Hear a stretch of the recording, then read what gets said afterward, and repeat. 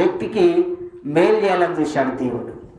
మన కొరకు దేవుడు మనల్ని ఇష్టపడితే మన కొరకు కొంతమందికి మేలు చేస్తాడు. చెప్పండి ఆమేన్.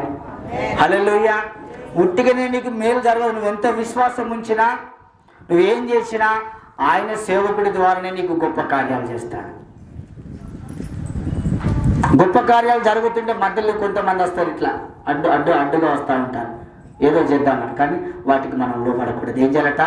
దేవుని ఏర్పాటు చొప్పున ఉన్న వ్యక్తిని మాత్రమే మనం ప్రేమించాలి. ఆ కుటుంబాన్ని మాత్రమే మనం ప్రేమించాలి.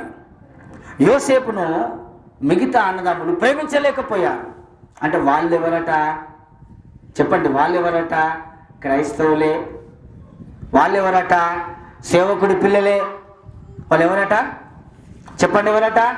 సేవకుడి పిల్లలే. ఇష్టానుసారంగా తిరుగుతున్నారు.